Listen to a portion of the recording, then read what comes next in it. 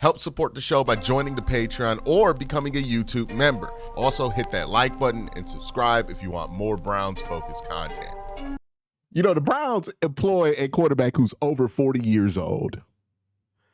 And that's not the dude who hurt himself running the football in practice. That's not the guy who sprinted and popped his hamstring. The 40-year-old dude, his hamstring is fine. It's 27-year-old Kenny Pickett who popped his hamstring running around at practice. Now, I would like to point out, just so people understand my point if they didn't understand it when I said it in yesterday's video, because on Saturday's practice, the reports were, oh man, Kenny Pickett looks so good. He showed off that mobility. Oh, it was so amazing. He had an 80-yard touchdown run. And everybody's reaction to that was surprising to me because a lot of people were like super positive on it. Like, oh yeah, that's great. Kenny Pickett using his legs. And I don't know, maybe I'm an old man. Maybe I'm growing more cynical as my age ticks up and up. But you really should not be hearing about your quarterback running in practice, regardless of what their skill set is, especially when they're a veteran quarterback this early, right? Like, that's not a good thing that Kenny Pickett feels the need to be running around and doing all of that. Now, if there was a design run that they're testing out, sure, have him run around, do the design run. I ain't got no problem with that. But when I watch these practice clips, and I know people get mad at me because Shador does some of this too, and people think I'm only dogging on Shador, but I dog on literally every quarterback who does this in the Cleveland Browns room because I don't think it's helpful. I just think it's like highlight farming. But whenever you see a quarterback on a 7-on-7 with no contacts, no pass rush, get back there, start doing all that rushing around, spinning around, oh, let me backpedal, and then throw a touchdown 8 seconds later, that is useless. That is a pointless rep. That is not good information to go off of. Now, somebody's going to just clip the end of it and show it and be like, oh, what an amazing touchdown throw. And it is. But it wouldn't happen in real life because you're not going to get that much opportunity to get the ball out. Every wide receiver can get open if you give them enough amount of time, and any quarterback can find that open wide receiver if you give them enough amount of time. That's why a pass rush is the most important thing on the defense, because you don't want to give a quarterback that much time. And when I saw them highlights of Kenny Pickett running around, sprinting around, jogging around, I'm like, this is not good. He should not feel the need to have to resort to running around like this early in practice with no live rush. Like, you want your quarterback at this point of practice, regardless if they run or not, to be working from the pocket, because that's what they're working on. Like, that's the main point. And if you go down to Ravens camp and you watch Lamar, he's only running on design boots, right? He's not getting out there and spinning around and doing all the Lamar Jackson stuff. He doesn't need to practice that. He's Lamar Jackson. He's working the pocket and he's practicing that. So whenever somebody starts running around, I'm like, oh, you hitting the cheat code button to get a good rep here, but it's not really a good rep. So I was kind of like skeptical on that. When I heard the man ran for an 80-yard touchdown in practice and people were high-fiving about that, that's where I was like, this is goofy. Why the hell is your quarterback running for an 80-yard touchdown in practice? Like, somebody please explain how that is a good thing. He ran for an 80-yard touchdown in a non-contact jersey. How are we like, yeah, that's great. That's great. And look, I'm going to be critical of every quarterback in here. None of these quarterbacks I owe any favors to, right? So I'm going to be critical of Shador. I'll praise Shador when he plays well. Same thing is true of Dylan Gabriel. Same thing's true with Kenny Pickett. Same thing's true of Joe Flacco, right? I don't really owe favors to the fan bases of any of these people. So I don't really hold back. But Kenny Pickett should be embarrassed, dog. Like, Kenny Pickett should be embarrassed. You popped your hamstring. First of all, you're not 30 and you popped your hamstring running. That's not 20-year-old behavior. That's unk behavior, right? That's something people expect out of me, right? If I decide I'm going to sprint, right? That's you cooked. kind of behavior, right? And Kenny Pickett's supposed to be a spry athlete. Like, we out here talking about Kenny Pickett gonna run RPOs. The man popped his hamstring sprinting.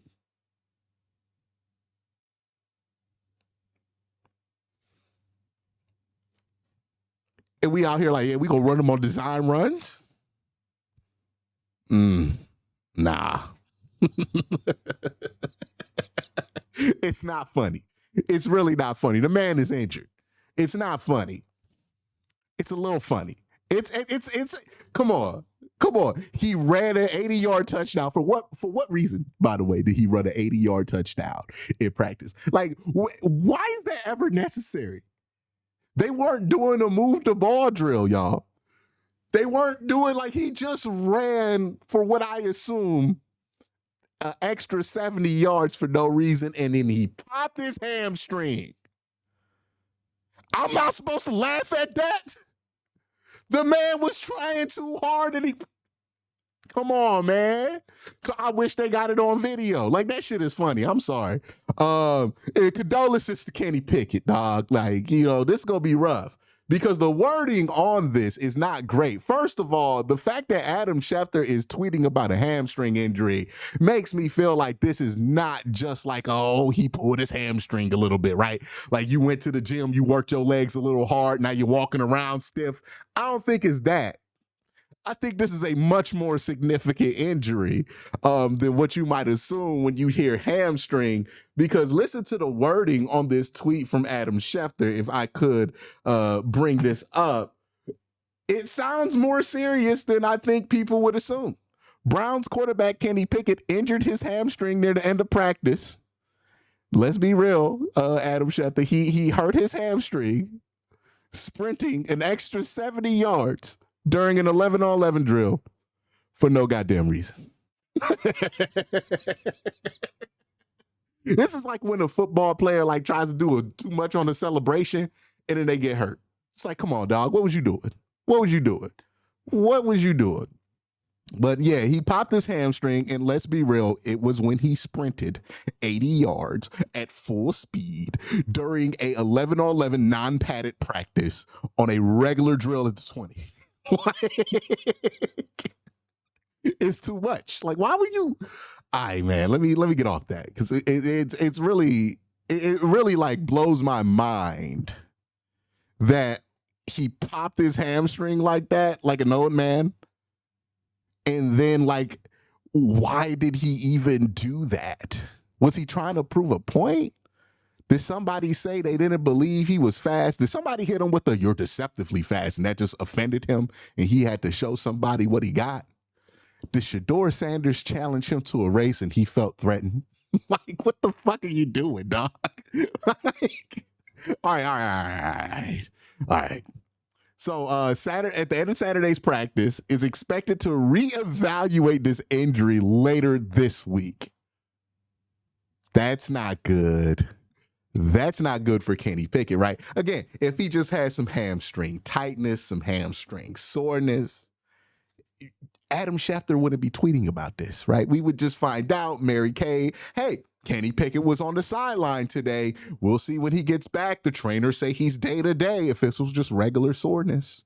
And reevaluating this injury later this week sounds a lot like, to me, that they're waiting for some swelling to clear up so that they can get an MRI later this week and see how bad he tore that sucker.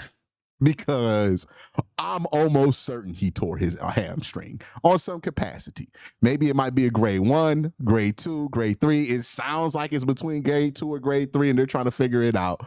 But usually when you hear we're going to reevaluate this injury later this week, think about the Deshaun Watson thing where, they had to wait for swelling to go down before they can get a good MRI of the injury. This feels like that's the case.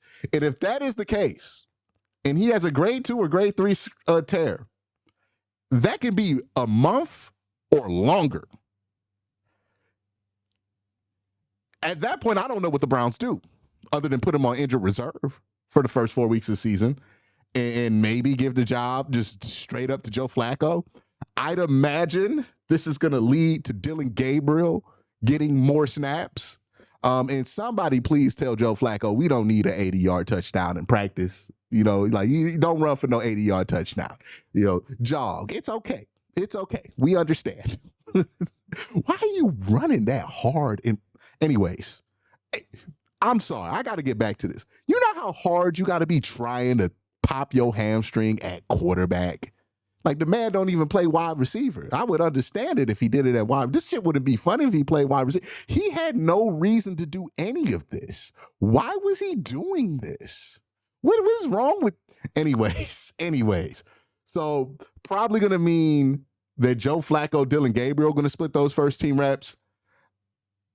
My gut feeling, and I'm not really leaning on this being that strong, is that Shador's still not going to get first team reps, that they're just going to split it out between Dylan and Joe, and Dylan's going to take Kenny Pickett's place now that Kenny Pickett appears to be more seriously injured than just a normal little hamstring pull. This seems like something where there was significant swelling. Yeah, this is tough for Kenny because if he can't come back during practice, I don't know. Like, it could be real. Like, the plans for Kenny Pickett could change like that. Maybe he gets put on the IR to start the year. They bring him back onto the roster. Maybe cut Joe Flacco later during the year, put him in. Either way, this quarterback situation definitely got a lot messier. Like, straight up. It got a lot messier. Also, like, if you are in the trade Kenny Pickett camp, this is detrimental to trading Kenny Pickett. Like, it's over now, dog. Because he's at least going to be injured 2 weeks. That's both joint practices. It's over. He's not getting traded. Nobody's going to trade for him now. He's going to miss both joint practices more than likely. Maybe he can get back for one of them, and you can maybe squeeze some trade value out of him that way, but it's a wrap. It feel like a wrap here for Kenny Pickett. If he's out for a month, it's over. Like, maybe he gets a chance during the season. If whoever wins the job, probably Joe Flacco, doesn't look great, which is likely, you know. But I don't think he gets that long of a leash, and then all of a sudden he's coming off this injury. He's not going to have the practice time and the chemistry. I can see that being a real quick pull for him. So that's tough. That's tough for Kenny Pickett. And all of this because the man wanted to run for an 80-yard touchdown in an unpadded practice where we ain't even counting the touchdowns. I blame ESPN Cleveland for this because y'all was charting this bullshit. He wanted that touchdown. Oh, man. Dog, this is the most hilarious way you could have cost yourself the starting job. Like, that's wild, dog. Wild. And, like, I'm not going to lie, some Browns fans are going to see this news and be like, oh, see, Quincy, this is another sign that this season's going to be rough. And I understand feeling that way if you believed in Kenny Pickett. But if you don't believe in Kenny Pickett, I don't feel like this is news that makes you feel bad about the Browns' upcoming season. Either way, it's a big blow for him, man. Like, the Browns are really going to give him every opportunity to prove he could be the starting quarterback.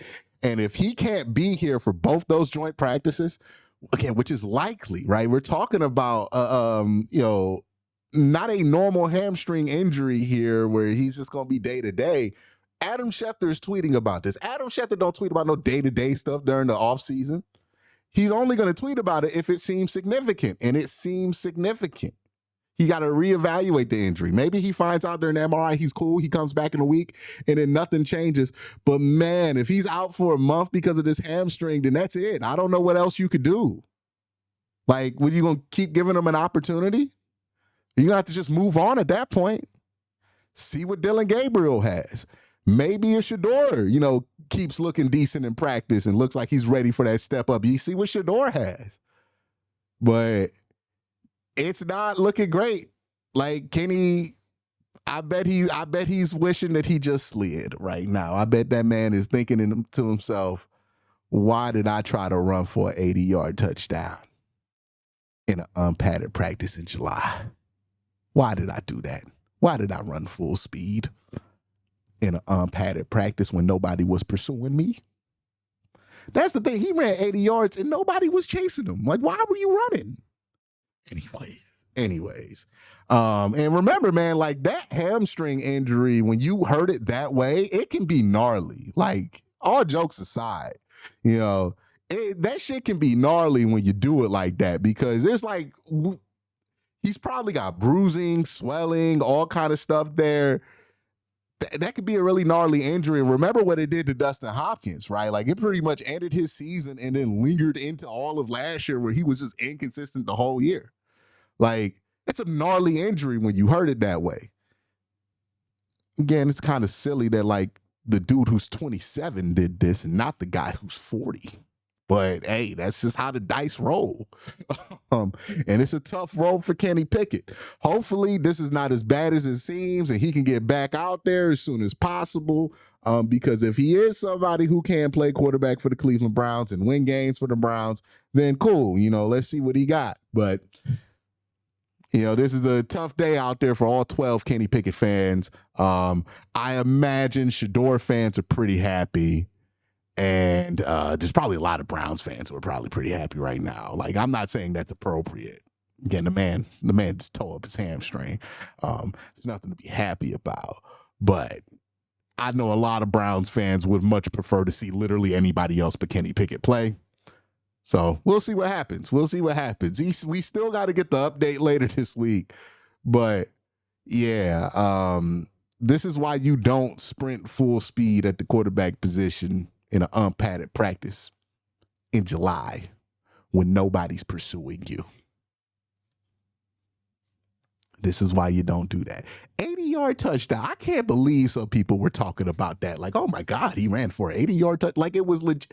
Anyways, y'all have a great day. I'll be back. I'm going to cover today's practice as it happens, or at least I hope to.